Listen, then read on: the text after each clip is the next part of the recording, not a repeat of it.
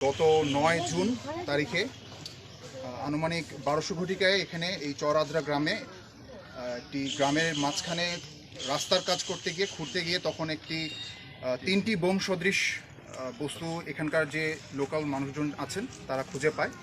পরবর্তীতে তারা এখানকার স্থানীয় যে থানা আছেন পুলিশ সদস্যদেরকে জানানো হয় এবং পুলিশ সদস্য ইন্টার্নস আমাদের এখানে যেই আর্মির ক্যাম্পটা রয়েছে এই ক্যাম্পকে জানানোর পরে আমরা এটা আমাদের সদর দপ্তরে জানতে পারি ক্যাম্পের মাধ্যমে, এবং ক্যাম্প দ্রুত গতিতে এখানে একটি পেট্রোল পাঠায় এবং একটা পেট্রোলটা এখানে অবস্থান করে এই জায়গাটা নিরাপত্তা প্রদান করার জন্য এবং লোকাল মানুষকে নিরাপত্তা প্রদান করার জন্য।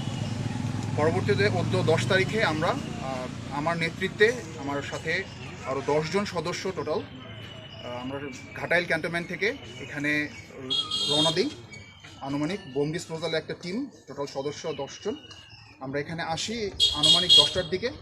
এরপর আমরা প্রাথমিকভাবে জিনিসটাকে রেকি করার পরে তারপরে এখানে আনুমানিক আমাদের পুরো যে প্রিপারেশন আছে প্রিপারেশন কমপ্লিট করে আনুমানিক 10:55 দিকে এটা খুব সফলভাবে আমরা এটা নিষ্ক্রিয় করি এবং পরবর্তীতে নিশ্চিত করি যে এখানে আশেপাশে এই ধরনের আর কোনো কিছু নাই বা আছে কি।